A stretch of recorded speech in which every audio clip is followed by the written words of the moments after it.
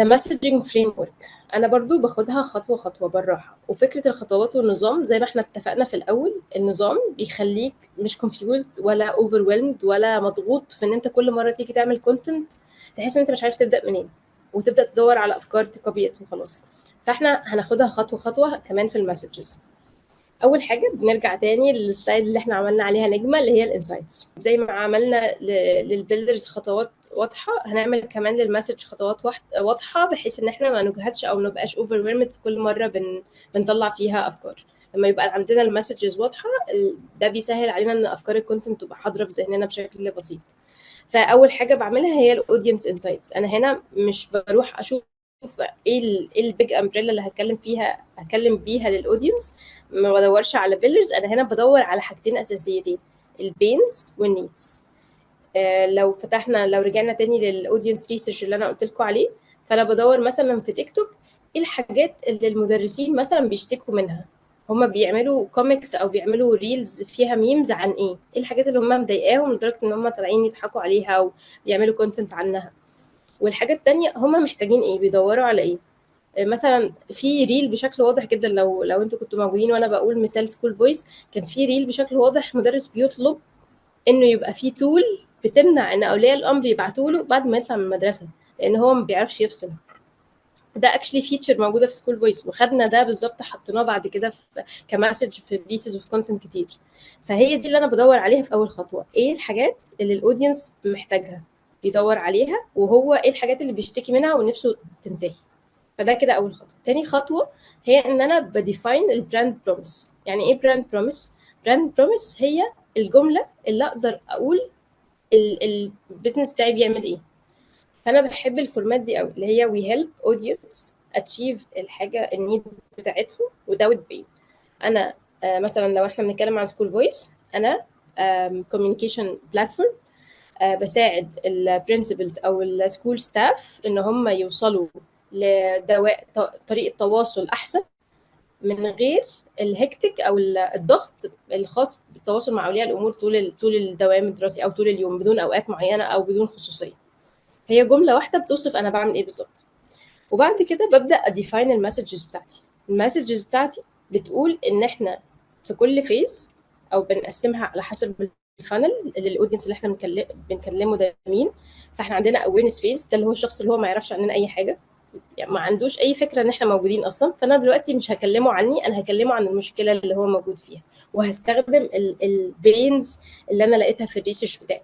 فهقول له انا حاسه ان انت عندك مشكله كذا، وببدا ان انا اي كنت ببنيه بدي المشكله دي حجمها. لو احنا في الاويرنس فيز فبدي المشكله دي حجمها، وهوريكم دلوقتي مثال بالظبط.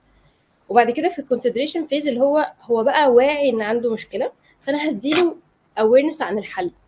لو انت مدرس والاولياء الامور بيبعتوا لك كتير جدا بعد الدوام، انا متفهمه ان انت محتاج تول توقف ده.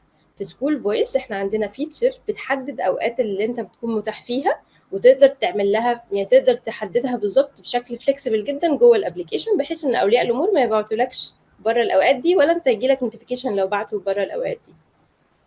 بسيطه جدا. اخر حاجه اللي هي conversion message اللي احنا بنستخدمها في الادز، واظن هيبقى فيه سيشن او ميت اب مخصوص عن الكونفرجن كوبي رايتنج والبرفورمانس ماركتنج، اللي هو انت ازاي تادبت او ازاي ان انت تبدا تستخدم ده.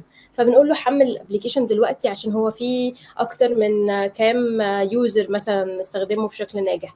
او لو بنضرب مثلا مثال على الابلكيشن بتاع الجري اللي حسني كان لسه بيشرحه في اول جزء من الميت اب، فاحنا هنقول انه في مثلا 700 ألف واحد عرفوا يلتزموا بالعادة بتاعت الجري بنسبة 30% أكتر من غيرهم، مثلا عشان هم استخدموا فيتشر الكوميونتي أو فيتشر الستريك.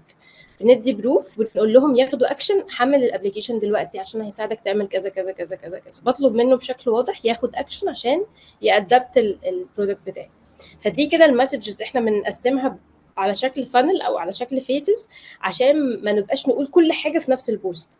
احنا ممكن نقول كل حاجه في نفس البوست، بس لازم يبقى ليها ويتس. لازم يبقى مثلا جزء المشكله هو اللي ليه الويت الاكبر، وبعد كده انا بقول له الحل ايه وبقول له يأدبت ازاي. اوكي. البروف ده لعبة جميلة وأنا بحب جدا ألعبها، وخاصة مع تشات جي بي تي، وفكرة إن هو بيسهل علينا الريسيرش جدا.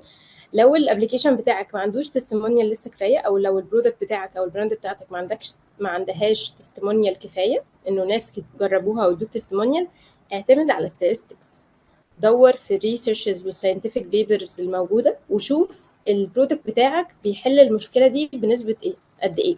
بمعنى سكول فويس مثلا اعتمدوا على ستاتستيك جميله جدا، بتقول انه المدرسه اللي بتحسن التواصل مع اولياء الامور درجات الاطفال او الطلاب اللي فيها بتتحسن بنسبه 20%.